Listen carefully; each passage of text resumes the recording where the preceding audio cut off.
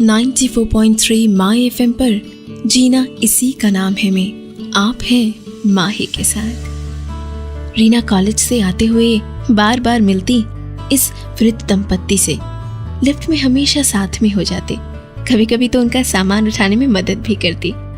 दादा तो बात भी कर लेते थे, रीना को थैंक यू कहते, पर दादी ज्यादा बोलती नहीं थी, बस उनके चेहरे पर हंसी छाई रहती। अच्छा कपल था। 5th फ्लोर पर रहते थे वो लोग और 7th पर रीना।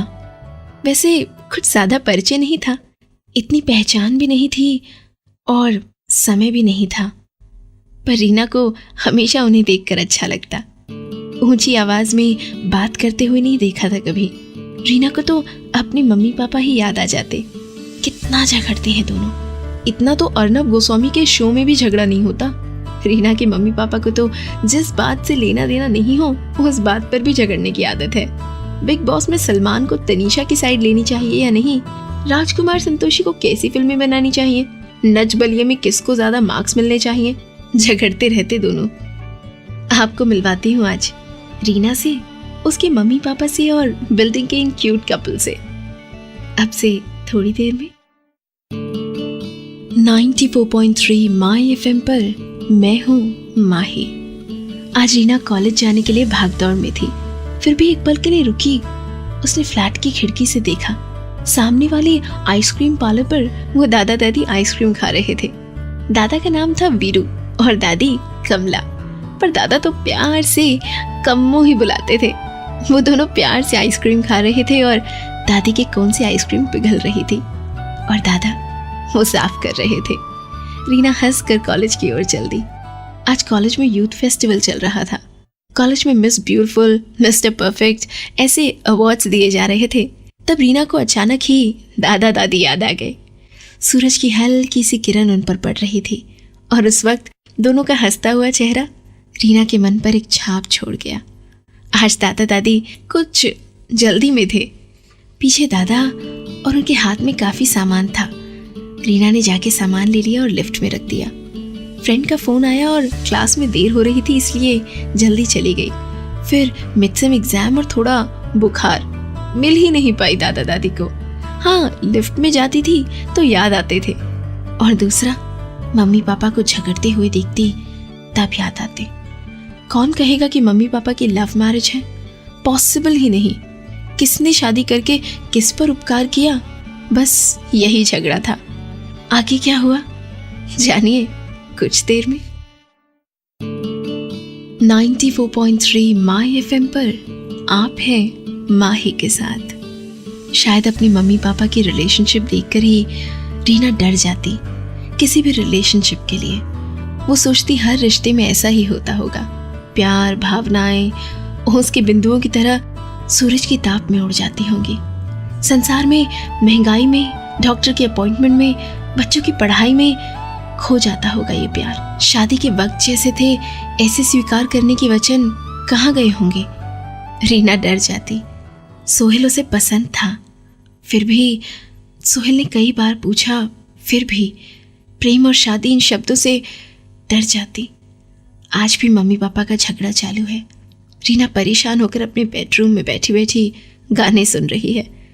अचानक उसका ध्यान गया, नीचे बिल्डिंग के गार्डन में कम्मू दादी खड़ी थी और दादा उसे ढेर सारे फूल दे रहे थे।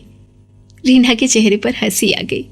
जितनी बार रीना देखती उन दोनों को, ज्यादातर तो दादा ही बोलते। दादी को कभी सामने देखती, कभी हंस देती, कभी कभी वीरू दादा दादी का हाथ लिए गार्डन में 2-3 घंटे बैठे रहते। कहाँ के होंगे ये लोग? कैसे इतना प्यार कर पाते हैं? कभी झगड़ा नहीं होता?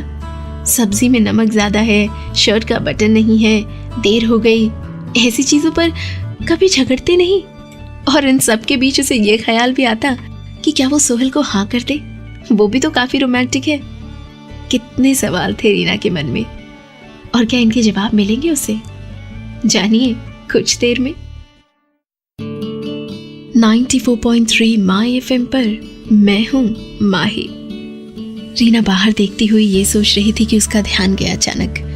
वीरू दादा आज गार्डन में अकेले थे और कुछ ढूंढ रहे थे। उनकी सांसें फूल गई थी। रीना ने पूछा क्या हुआ, पर वो तो सिर्फ इतना ही समझ पाई कि कम्मू दादी कहीं नहीं दिख रही।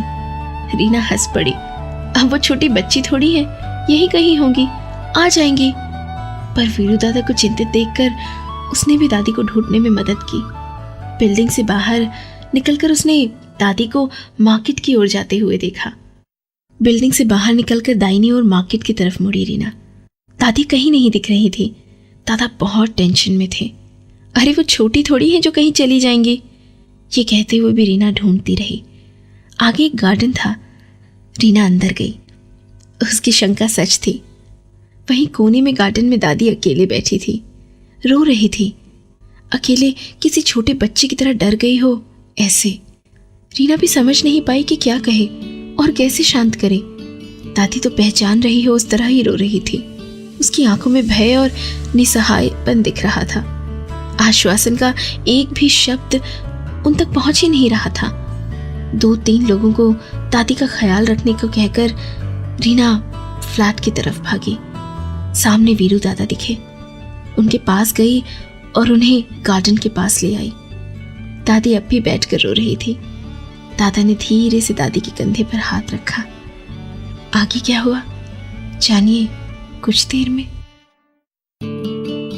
94.3 माय एफएम पर जीना इसी का नाम है में आप हैं माही के साथ। दादी ने वीरू दादा की ओर देखा और फिर अचानक से उनका रोना बंद हो गया। सिसकियां चलती रही। धीरे धीरे दादा उन्हें सहलाते रहे और फिर दादी के चेहरे पर वही मुस्कान दिखी।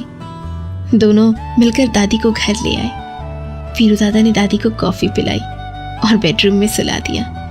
दरवाजा बंद करके बाहर आए। रीना के हाथ में भी कॉफी दी और उसे बिठाया।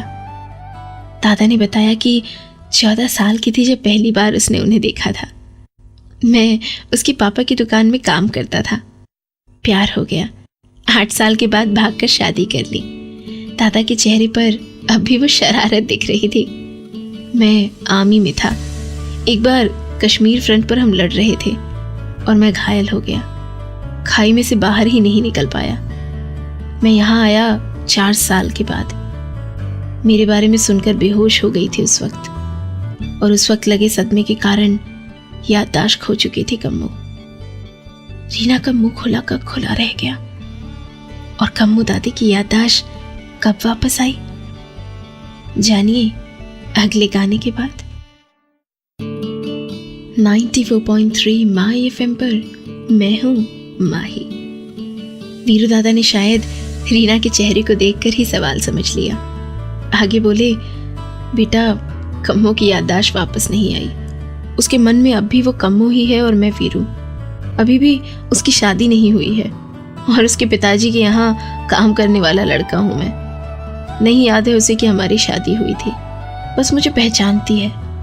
अनजान लोगों को देखकर अनजान जगह पर जाकर डर जाती है। रीना चौंक गई।